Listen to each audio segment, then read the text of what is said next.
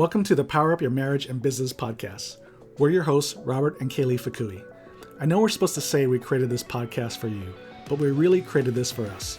Because one of the power struggles we witnessed growing up and now dealing with in the present is balancing the needs of the business with priorities of marriage.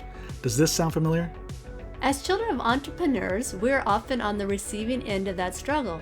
Parents worked so hard to provide that they did not have time for us.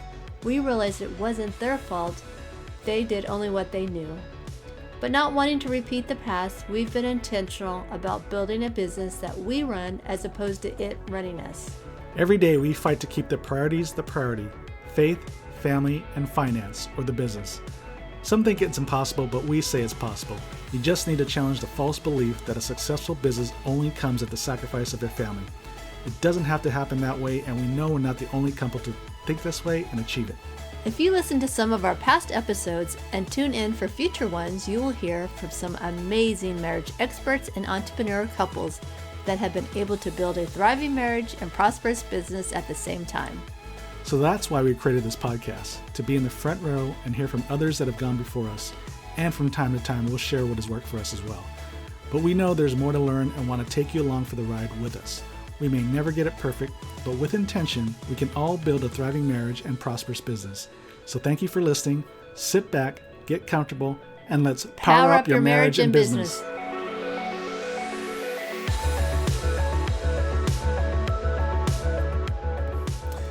Hey, honey, you ready for this interview? I'm all ready and I'm excited. Guess who we have today? Oh, honey.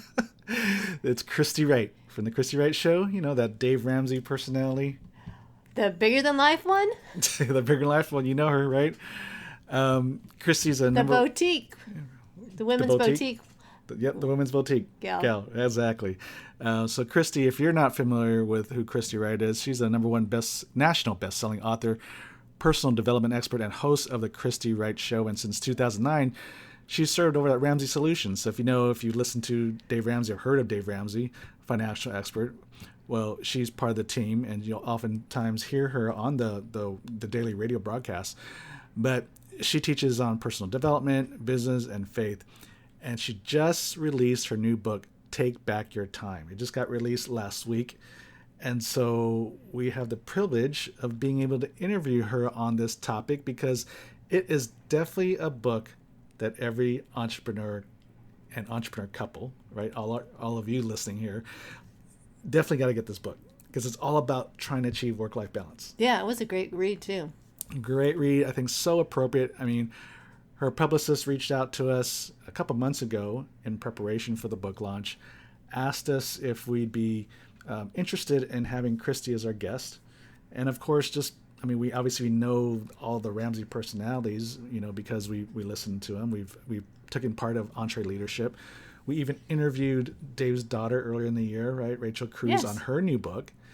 And so when Christy's publicist reached out to us and said, "Hey, would you mind interviewing Christy for her new book launch?" I said, "Well, of course, because we know Christy and we know the value she could bring to our audience." But then when I looked at the title, Take Back Your Time, the guilt-free guide to life balance, and the description on it, I was like, well, yeah, this is like a no-brainer. I mean, not just the fact that it's Christy, but the topic itself is a no-brainer. It fits so perfectly to power up your marriage and business.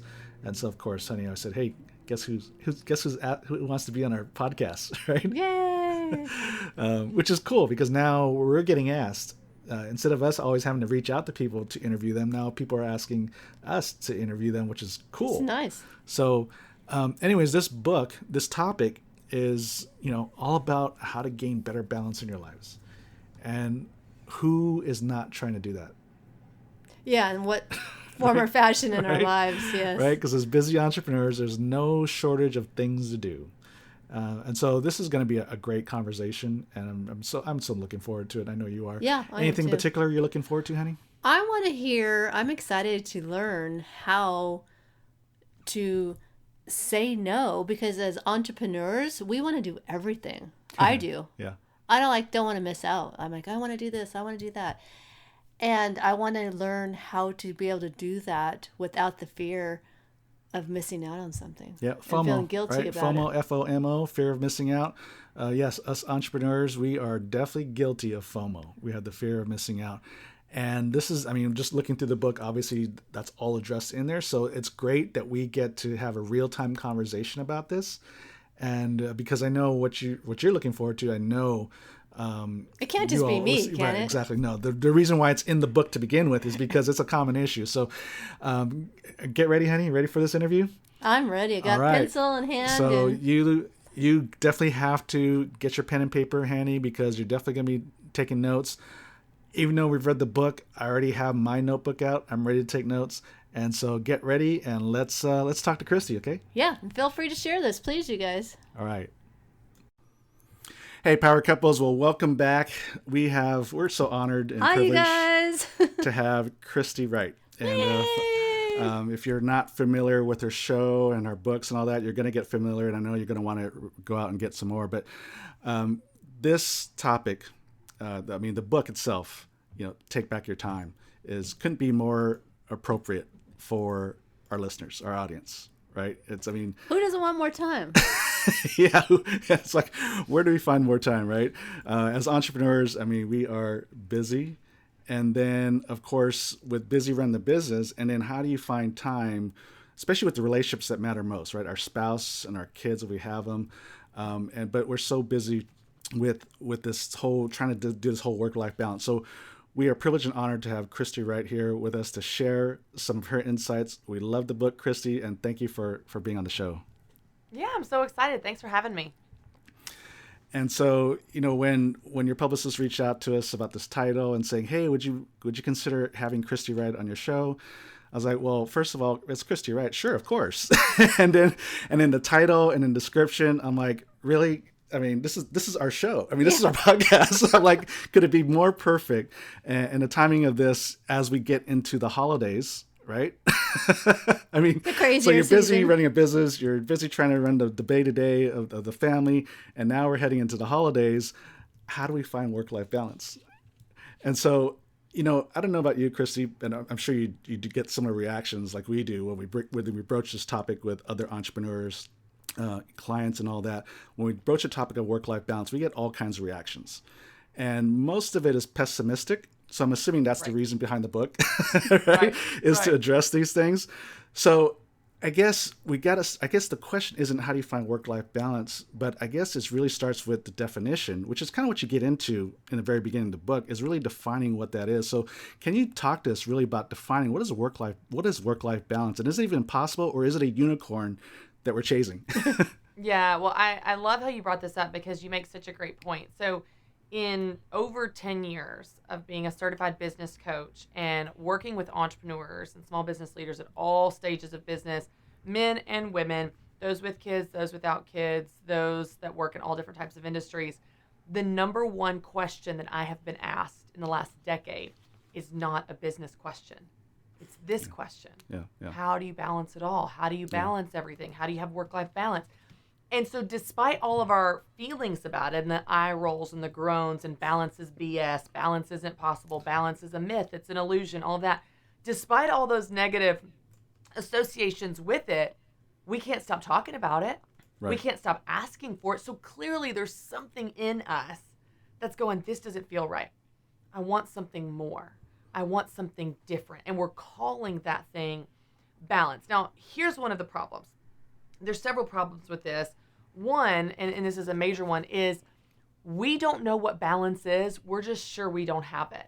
And so it becomes this shadow that haunts us, right? At every corner. We never define it, so we never achieve it.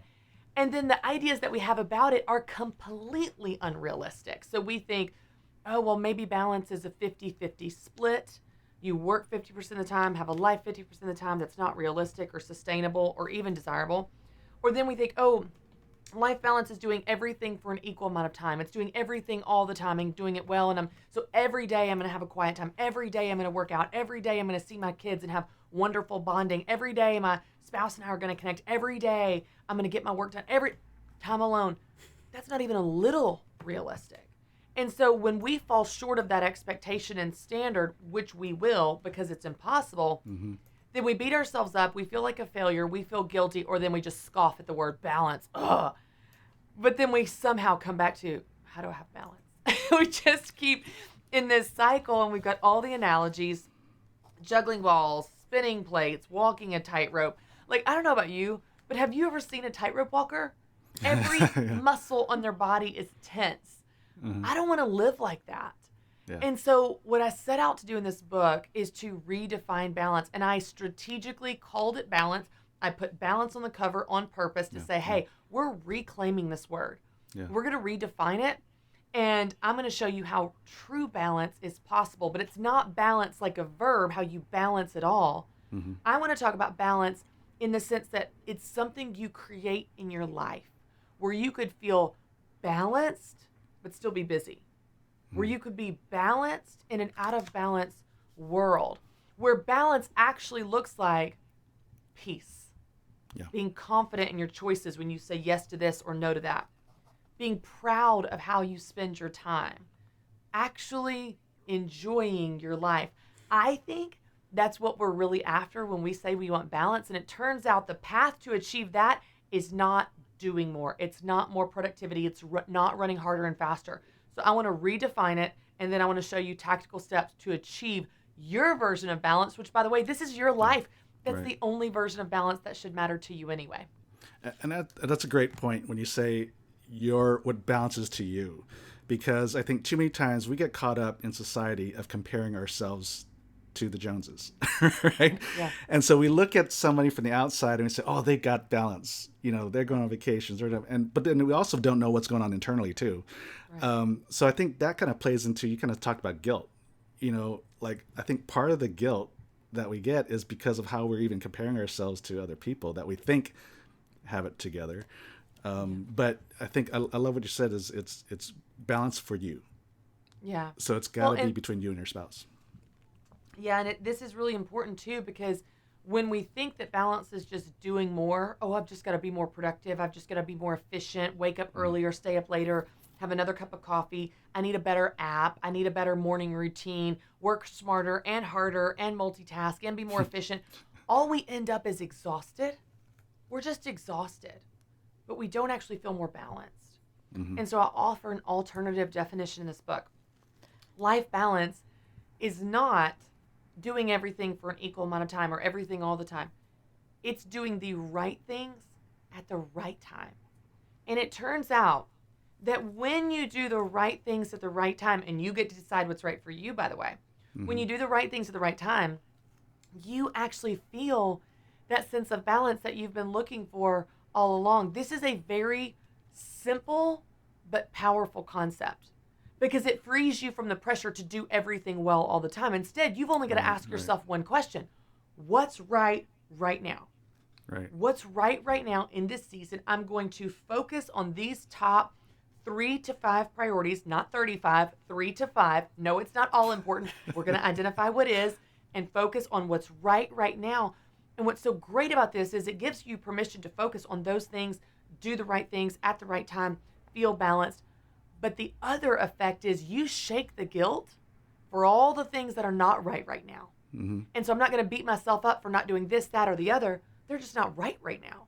It's not that they're not important sometimes. It's not that maybe they weren't a priority last summer or will be in 2 years.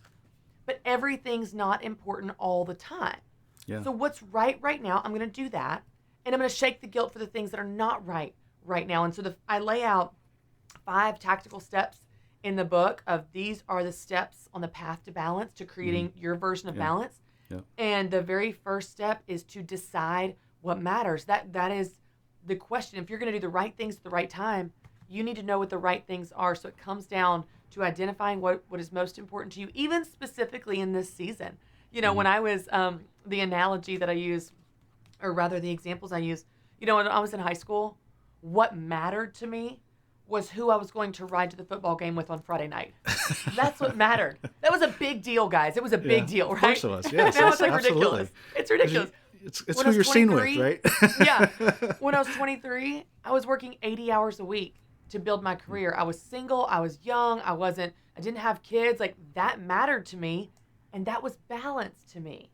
When I was a new mom and had a newborn and I took a lot of time off and eased back into going back to work, that's what was right for me at that time. So the season you're in will determine what matters to you, but you've got to start at step one in any season and go, hey, what's right now for me, for my family, for my business, for my life, what matters? And then when you know what that is, that will then inform the steps that follow and the calendar you create. I like where you give the definition of balance, because sometimes it's an illusion. We're just running after it, but we don't know what we're running after. Right. And if we don't know what season we're in, we don't know how to prioritize it. We don't know what's important. So we're just trying to do everything. And I could look at you and say, oh my gosh, Christy's working 80 hours a week. She's balanced. So I got to be keeping up with 80 hours. But that might not be balance for me. And I'm just driving myself crazy. And you're like, it works for you. That's exactly right. And then when you talked about what matters the most or what matters to me, that can get kind of complex. Like what, because you said pick 3, right? And we got 50 things to try to get down to 3. Right. And I love the illustration you gave about housekeeping. Oh, I love that one. You wanted to keep the house clean, the whole house clean, and it drove you nuts when things weren't put away. Yep. And you went through this process of determining, well, what really matters the most. That's right. I think that's a great illustration. Yeah, because I think that's a way to help people. How do I figure that out? Because everything matters, right? The whole house matters. So I loved how she negotiated with herself. Yeah, exactly. Oh my gosh, it's an internal conversation. That makes so much sense. But please go ahead and explain it more detail. So here's what we do. Here's what all of us do. We do it in business. We do it in life. Okay, and then I'll use the house example in a minute. Our time is finite. We only have 24 hours in a day, so we have to choose what makes the cut and what doesn't, what gets our time and what falls below the line and simply does not get our time. Okay. But we refuse to do that, especially entrepreneurs. We do it in business. We do it in life. We refuse to acknowledge and accept the fact that our time is finite, and we insist on cramming it all above the line. We're just going to multitask. We're going to rush. We're going to wake up earlier. We can make it all fit. We can do it all. Yes, we can. No, it's all important. We've got to shove it all above the line. Well, when it all doesn't fit, because it won't. When it all doesn't fit, you don't get to choose what drops. And what may happen is you're trying to cram 30 things above the line and 5 drop, and they're not the 5 you wanted to drop. When you refuse to acknowledge that your time is finite, you actually don't get a choice in what makes the cut and what doesn't. But you actually do have this option. You have this control where you can choose what makes the cut and what doesn't. You can say, these 5 things are going to make the cut and these 20 things are not going to make the cut. So I can make sure that the things that are making the cut are the right ones, the priorities, what actually is important, and what doesn't make the cut is not important. And so the house example, I use this analogy in the book. I've realized that with 3 little kids under age 6 and me working full time, I cannot keep my whole house clean at one time. I could, but I would have to send my kids to boarding school and hire house cleaners, and still, I don't know if it's possible. Yeah. So since I realized that this was a constant struggle, I was like, I need to decide what makes the cut and what doesn't, what I fight for and what I let go. And so I decided the kitchen, the living room, and my bedroom are rooms that I spend the most time in. They're important to me. I want to work hard to keep them clean, so I do. And because I've chosen these 3 rooms, I am actually able to achieve that. Those things are able to make the cut. I can keep them clean, and I feel peace and at rest in my home because I'm not trying to get everything clean all the time, and I get all of it 20% clean. I've got 3 rooms. I prioritize, they make the cut. I keep those clean. Other rooms, like my kids' rooms, the playroom, and the deck, I let those rooms go. The kids are there, the toys are there, they're going to mess it up in 2 seconds anyway. I never spend time in those areas for the most part. I can let those go. Now, that may sound really practical and simple to people, but I want to communicate the so what of this, the power behind this. Mm-hmm. That means that when I walk into the playroom and it looks like a tornado came through, I don't beat myself up. I don't say you're failing, you're a bad mom, you need to clean this up, this is a wreck, you're a disaster. That narrative is not there. Instead, I look at that, I think, I chose that mess. I chose that no. I intentionally decided this does not make the cut. This is not important. So the implications are huge. You're not a victim to your schedule. You're not a victim to your to-do list. You decide what you fight for and what you let go, what makes the cut and what does not. in your calendar, in your house, in your business, anywhere. Let me use an example of priorities. So this summer, it was a lighter season at work, so more things made the cut, maybe like 5 to 6 things made it above the line. The way that I explain this in the book is we all have probably 7 to 10 categories of things we care about in our life in general. So from fitness, travel, the business, family time, house projects, we probably have 7 to 10. But we can't do 7 to 10 all the time. So we decide in any season or even each week, what are the 3 to 5 things that matter? What's right now? So in the summer, maybe 5 things made the cut. I was working out. I saw my friends. I took Fridays off. I got some work done. My house was pretty clean. That was this summer. I'm in a different season. Right now in the fall, I'm launching a book. I'm in seminary. These things are consuming. Jeez. And I have 3 kids under age 6, which means 3 things make the cut. Book launch, kids, family, and seminary. So again, I'm choosing what I fight for and what I let go. That means I'm not working out. My house is not as clean as I want. I'm not seeing my friends hardly ever. So when I walk through the house and I step over toys, even in the rooms that I normally keep clean, I don't beat myself up. I go, girl, that's not right now. You're reading 300 pages a week on Revelation. You're doing great. Do what's right. Focus on what's right and let go of the things that you've chosen to say no to. You're not a victim. You get to choose your yeses and your nos. I just want to help you choose your yes for the right thing for you. And that's great. You're talking about prioritizing and, the same process, because you're using a home illustration, but the same process can be used in business because Right. too many times, a lot of entrepreneurs, the business owners we deal with, they're doing way too much. So that's part of the reason why they don't have time at home, but they're doing way too much and they're not prioritizing well. And so there are some things you need to kind of let go, even in your business. Because we want to do it all as business owners. We think we need to do it all. And ourselves, we have to do it. Yeah, which is part of the entrepreneurs' hard times. They have a hard time saying no, which I think you talked about. Entrepreneurs have a unique set of traits. And I know this because I am one and I was raised by 2 entrepreneurs. So it is in my DNA. But entrepreneurs have a unique set of traits that affect this. So in the beginning of the book, I unpack some of our deeper motivations of why we do what we do. Because if we just try to correct the calendar, these issues are going to creep up again and again. Because the person in control of your calendar to-do list is you. Anything on your schedule is something you put there. Right. Anything on your to-do list is something you allowed to be there. And so we have to understand that every commitment on our calendar, every task on our to-do list represents a deeper motivation inside of us. Well, I put some common ones in the book for the average reader, but entrepreneurs, if I was going to write this book for entrepreneurs, there's a couple that are very specific to them. One of them is we love to be the hero.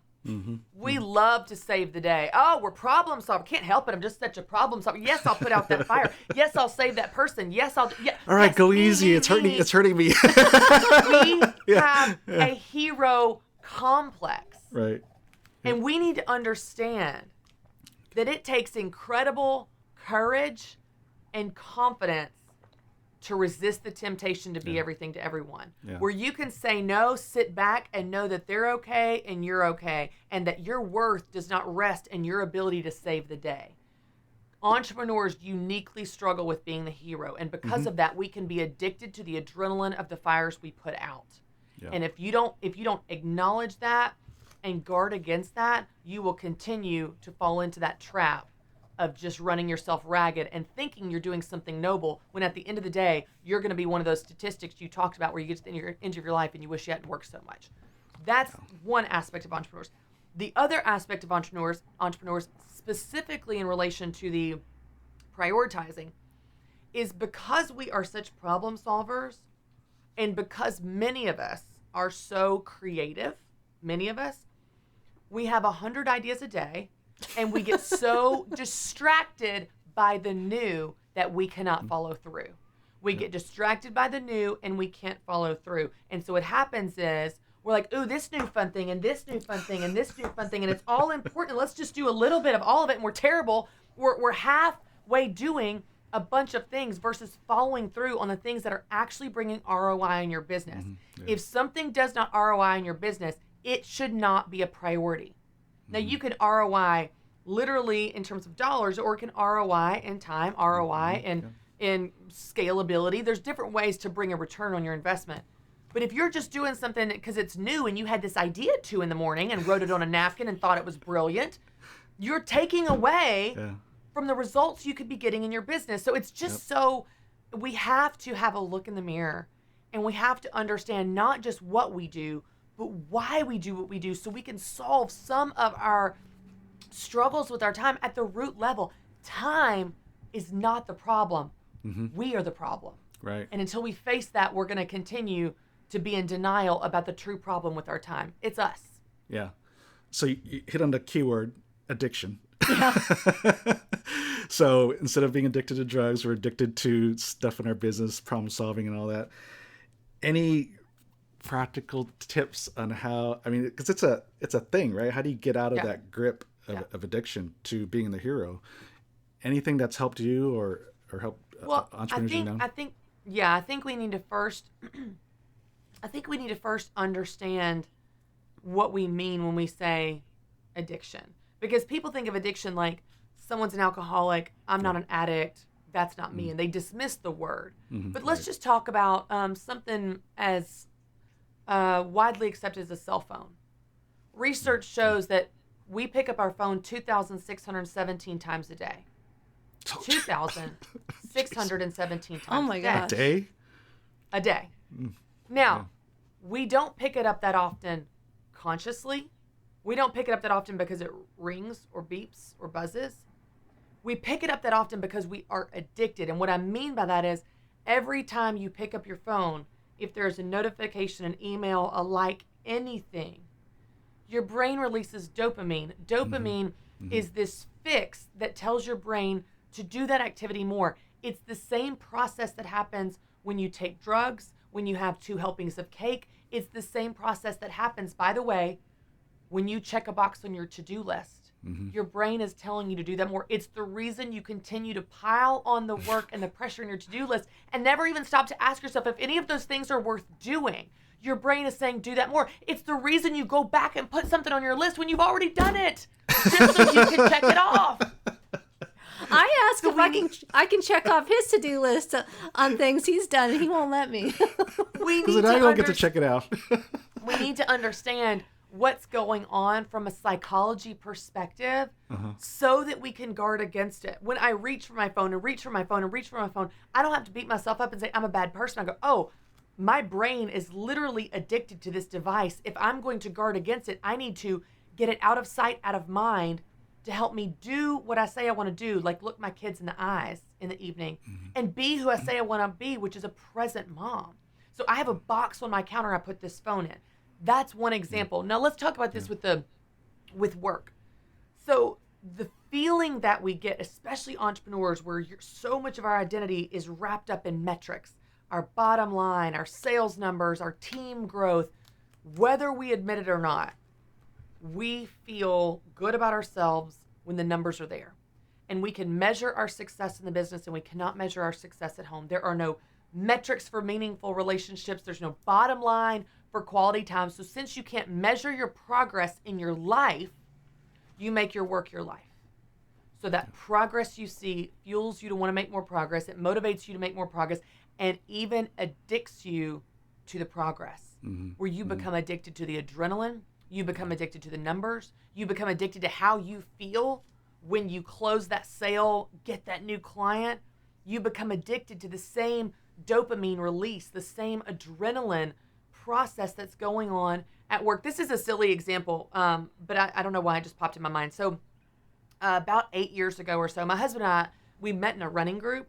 And so we would train for half marathons, full marathons, 5Ks, that kind of stuff, and race together. And every now and then we do a triathlon. We hated the swim, but we, could do the bike and the run. And so we found a race in the middle of the country here in Tennessee that was a duathlon. And so that's where you're going to run, then bike, then run, the way that this particular race went. Well, maybe like 2 weeks before the race, I pulled a tendon in my ankle. I don't know that my ankle was totally sprained, but it was excruciating. I couldn't stand on it. I was icing it. I had it lifted. I mean, I was doing all the tricks because I'd already registered for this race and trained for this race, and I really wanted to run it. Well, come race day, I was like, I'm just going to go for it. I'm just going to try it and see if I can run it. When I'd run on it before, I could feel the pain, but I was like, let me just see. If I need to stop, I'll stop, right? Like, I was like, let me just see. So I'd had my ankle ice. We get to the starting line, and we start out on the run, and the first run is 1.5 miles. And so that would take me, I don't know, whenever I'm running, we're looking at maybe 12 to 13 minutes, something like that, okay, roughly. I want you to know I ran that entire 1.5 miles, and I didn't even feel my ankle. It was like I didn't have an ankle. I was like, oh my God, it's magically healed. My ankle is magically healed at the starting line. I'm going to be able to run this whole race with no pain. This is amazing. It's a miracle. No, it was adrenaline. Adrenaline can mask pain. Yeah. Adrenaline can mask pain. You could be absolutely destroying your marriage. Yeah. Destroying your own mental health. Yeah. Destroying your life, your happiness, your joy, but that adrenaline in the business is masking it, and you don't even realize it. Yeah, that's good. Can you speak to the entrepreneurs out there that are fearful of letting go, of prioritizing, of not taking all these emergencies, not wanting to be the hero?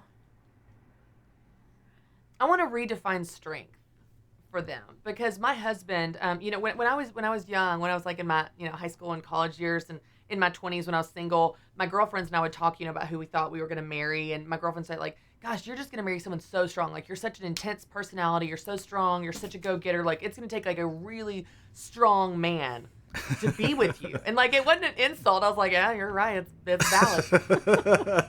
And Matt Wright comes along, and he is the most quiet strength you've ever seen. He's stronger than anyone I've ever met. Strong enough for someone to insult him and him not bite back. Strong enough for someone to be wrong and him not point out their fault. Strong enough to be patient and turn the other cheek. Strong enough to pursue me even though I told him no for 7 months. Oh, wow. He's one of the strongest, quietest, most confident, steady people I've ever met in my entire life. He's absolutely brilliant. And I have been in situations where, like we're at some networking event or something, and there's all these men that are just like puffing out their chest and rattling off facts that they know about whatever. And there was one situation where one man was just bragging about, I don't even know what to Matt, just bragging about himself and all his business and all that stuff. And I knew that one of the things the man was saying was wrong. I knew it was wrong. It was like factually wrong. And I watched my husband just smile at him. He didn't correct him. They didn't shoot him down. And I walked away and I was like, he was wrong. He goes, I know. And I go, you didn't tell him. Don't you want to tell him? I want to tell him. I want to put him in his place. True strength. Don't miss this. I want entrepreneurs to hear it. Yeah. True strength is self-control. Yeah. Good. True strength is the confidence to let things go. True strength is the courage to sit back and let your team own some stuff, take some glory, take some credit. That is true strength. If you think true strength is puffing out your chest and pointing out the flaws and being the hero, and you got an ego problem. And what's so fascinating is it's actually not an ego problem. It's a deep insecurity problem that you're overcompensating with ego. Yeah. Matt is one of the most confident people I've ever met, and he doesn't have anything to prove. What do you have to prove? Yeah. If you're confident in your position, in your company, in your purpose, you can sit back, you can say no, you can strategically let some things go. You can have the courage to take some time off and rest. But that's what it takes. It takes courage, confidence, and self-control. And as long as we think of strength as this big bully, then yeah, we're just going to keep puffing our chest out and being really proud of all the fires that we put out today. We got to redefine that for people. Awesome. That's really good. One last question. This has been great. We can go on forever, I know, but obviously we all have a time. We got to do stuff, unfortunately. But so we kind of started out this whole conversation, married entrepreneurs are asking, how do I get better balance in my marriage and business, right? That's kind of the big question that's out there. But in chapter 3, you kind of lay out a different question that I think they should start with, we should all start with, which is, what do I want to be known for? Mm-hmm. And I thought that was a powerful question, because that really makes us stop and think, because we're trying to get balance, but balance for what? Right. So could you share with us a little bit more about that question? What do I want to be known for? Yeah, this question, what matters, or decide what matters, what do you want from your life, what's right now, that can be hard to answer. Mm-hmm. And so I offer an alternative question. Instead of asking yourself, what do you need to do or what do you want to do, ask yourself, who do you want to be? Who do you want to be, even in this season? You know, this summer I was fun mom, present mom, relaxed Lake Christy. This fall I'm hardworking Christy. I'm like book launch Christy. It can be different. Of course, you and your essence doesn't change, of course. But when you think about what do you want to be known for, then you think about these adjectives or these attributes that you want to be known for in the grand scheme of life, or even specifically in this season, then that will inform your calendar. When you know who you want to be, you'll know what you need to do, because you need to do things that allow you to be the person you want to be. You need to do things and plan your calendar around enabling you to be that person that you want to be, and be known for the things you want to be known for. So if I want to go to the lake every weekend in the summer, I'm not going to say yes to any weekend commitments, because we're a lake family in the summer. But if I want to be a travel ball mom, if I want to have travel baseball, we want to be that family this summer, then I say yes to travel baseball and we say no to the lake. You just decide, what is the vision for my season? What's the vision for my life? What type of person do I want to be? And that will help inform the things that you do and the things you put on your calendar. Yeah, that's great. And I think it really goes down to purpose, right? We're talking about marriage and business and balance and all that, but like ultimately, what is that purpose and what are we going for? And so that's a great question, Christy. So I really appreciate that. I really appreciate appreciate the book and the questions you put, and even the questions at the end of each chapter. And of course, as a download, there's a link to the website and all that. So for everyone, all of us, I mean, you know, the book is available already. Take Back Your Time is available. I mean, pretty much everywhere, right? Amazon and everywhere else you can probably buy a book. And of course, you can go right to your website, christywright.com. And of course, follow it on Twitter, Instagram, Facebook, and YouTube. So Christy, thank you so much for being with us. Any last words of wisdom you want to share before you hop off? Well, the thing I say again and again in the book is, it's your life. No one gets to tell you it should be important to you. It's up to you to spend it on what matters most to you. So I just want to remind people of that. You got the reins. Just go ahead and take it. All right. Awesome. Well, Christy, thanks so much. Yes, it's been a pleasure. Thank you. Thank you guys for having me. All right. God bless Christy, and God bless everyone for listening. We'll see you next week. Thank you for listening to the Power Up Your Marriage and Business podcast. If you found this episode to be valuable, please leave a rating and share it with an entrepreneur couple you know. Yes, and remember to hit the subscribe button so that you'll get all of our latest episodes, and visit our website, Power Couples by Design, to access a variety of free resources to help your marriage and business, like our weekly videos and on-demand webinars. And don't forget to download our free 8-step guide that you can find on our homepage to help your marriage and business thrive. We're here to help you build a thriving marriage and a prosperous business. God bless your marriage and business. See you next week.